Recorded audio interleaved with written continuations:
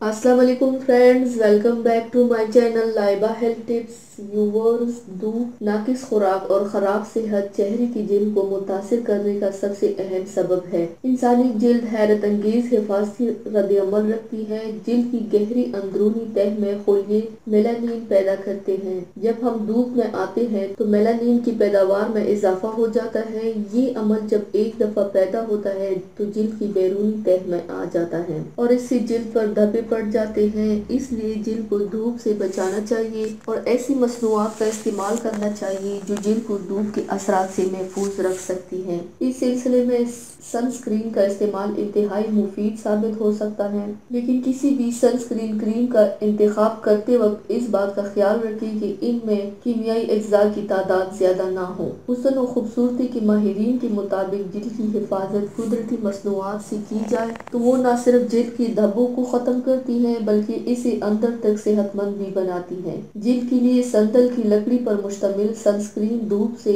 تحفظ کے لیے مثالی ڈھال کی حیثیت رکھتا ہے۔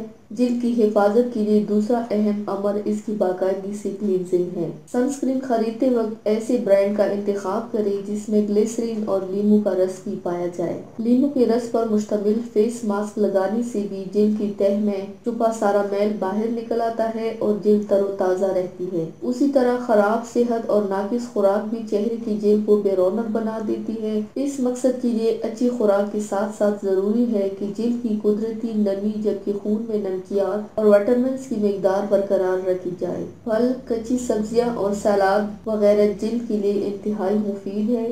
دن میں کم از کم 3 گلاس جوس جلد کے لیے بہت مفید ہے۔ گاجر، سیب یا مالٹے اور کینو وغیرہ کا جوس جلد کو تر و تازہ اور صحت مند بنانے کے لیے ادویات اور میک اپ سے زیادہ مؤثر ثابت ہوتا ہے۔ تو ویورز، یہ تھی میری آج کی ویڈیو۔ امید کرتی ہوں آپ سب کو پسند آئی ہوگی۔ میری ویڈیو کو لائک اور شیئر ضرور کیجیے گا، مجھے فیڈ بیک ضرور دیجیے گا، میرے چینل کو سبسکرائب کرنا مت بھولیے گا۔